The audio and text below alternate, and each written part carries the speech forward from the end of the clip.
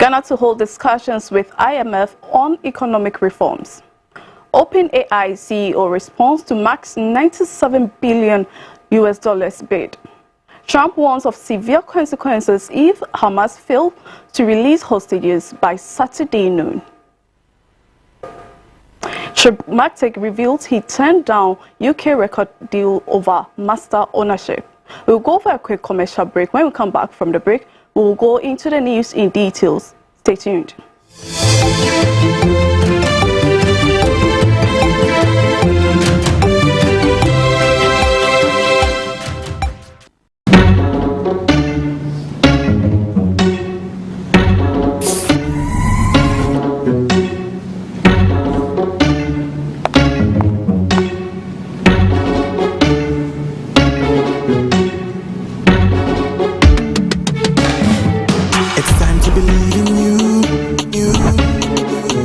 Changing, so should you. If you're dreaming, don't be afraid. And in the valleys, keep your head up high. Dare to dream with Puma drinks. Puma, Puma. Yeah, believe it, you can achieve. Puma, Puma. Oh yeah, clap your hands for the whole new vibe. Make we set the blessing vibe. Oh yeah, come alive. Puma, Puma. Let me hear you.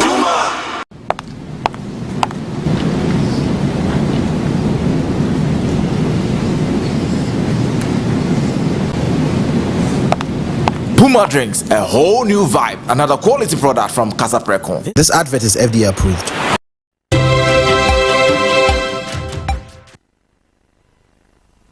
Welcome back from the break. Thank you for staying with us. If you just tuned in, this is the News Bitz on channel MOE. My name is Mami Ofakopna. On our first story, the Minister for Education, Honorable Haruna Ijusu, has expressed his gratitude to the overlord of the Dakban Traditional Kingdom, His Royal Highness Yana Abukari II, for his support during his vetting process. The minister visited traditional leader to thank him for his backing and acknowledge the role of the President John Dramani Mahama in his appointment.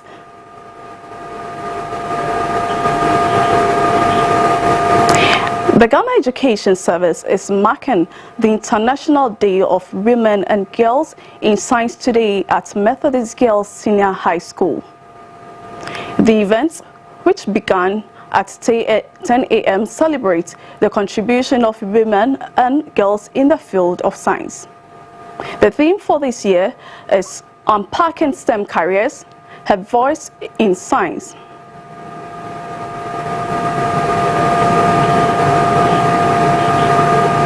The Ministry for Finance has announced that from February 10 to February 14, 2025, the government of Ghana will engage with an IMF team led by Mission Chief Stephanie Rudet.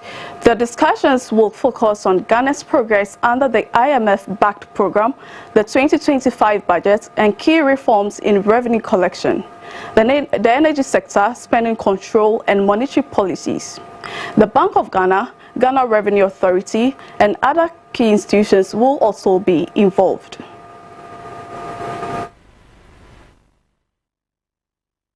Quick commercial break. When we come back from the break, we'll continue.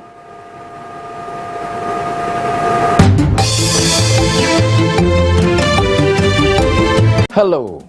Welcome to EdTech Masterclass, where technology intersects with education. In Africa, over 70% of our population are below the age of 30 years, and the world is waiting to see what we can offer. If you're good at doing something, AI will make you better. If you're lazy, AI will replace you. Nelson Mandela once said, education is the weapon to develop any nation. At Channel MOE, we seek to propagate that, in our case, to build them for tomorrow's leadership. EdTech Masterclass comes your way this and every Mondays on Channel MOE.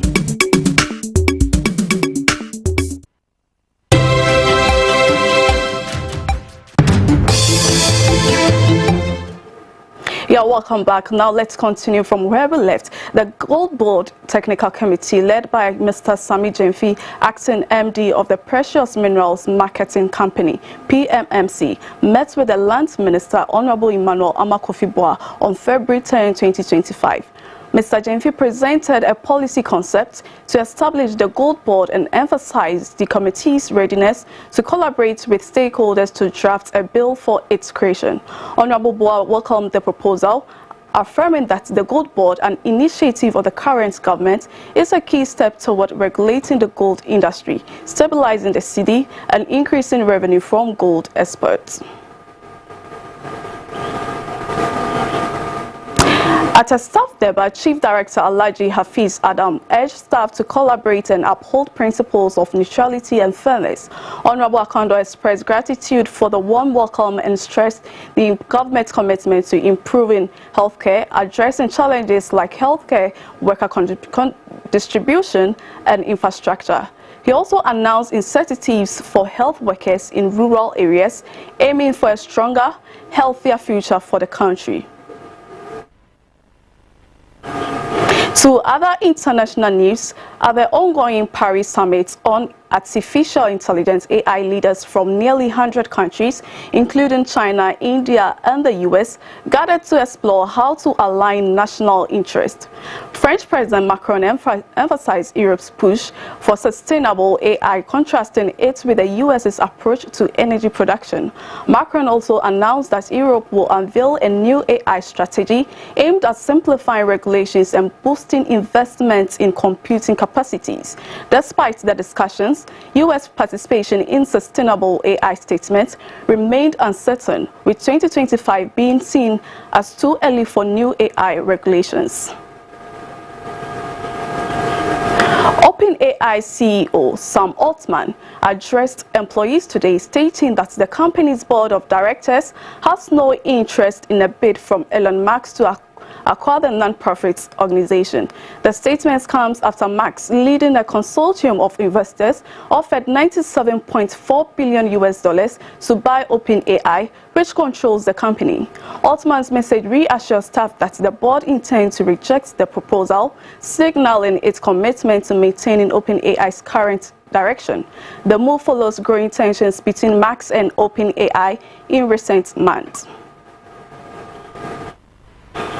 Now, OpenAI is pushing forward with its plan to create its own artificial intelligence chips. The company is finalizing the design for its first in-house AI chip, set for fabrication at Taiwan Semiconductor Manufacturing Company.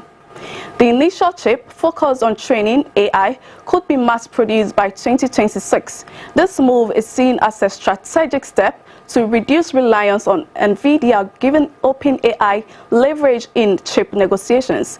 If successful, OpenAI could potentially introduce a new alternative to NVIDIA chips by the end of this year. Microsoft has proposed widening the price gap between its Office products bundled with Teams and the version sold without the app to avoid potential EU antitrust penalties. This follows complaints from Salesforce-owned Slack and German rival Avio over Microsoft's bundling of Teams with Office. Microsoft unbundled Teams in 2023, offering Office without Teams at €2 discounts. The company is also offering improved interoperability attempts to help rivals compete. The European Commission is reviewing feedback before deciding on further action. A Hamas spokesman announced the postponement of the release of 3 Israeli hostages, citing Israeli violations of the ceasefire deal. Israel's Defense Minister Israel Katz condemned the delay as a breach of the agreement and ordered the Israel Defense Forces to remain on high alert. 76 hostages remain in Gaza, with tensions rising over the ongoing conflict. US President Donald Trump has called on Israel to end its ceasefire with Hamas if all hostages are not returned by noon on Saturday. Speaking from the Oval Office, Trump stated that if the hostages are not released by that time, all hell is going to break out. He expressed skepticism about the hostages' survival, suggesting that many may already be dead. Trump emphasized that the deadline was crucial and any delay in the release would lead to severe consequences for Hamas. In sports news, the Sports Writers Association of Ghana, SWAG, has welcomed Honorable Kofi Adams as the new Minister for Sport and Recreation. Adams, with his governance experience, is committed to developing all sports disciplines, including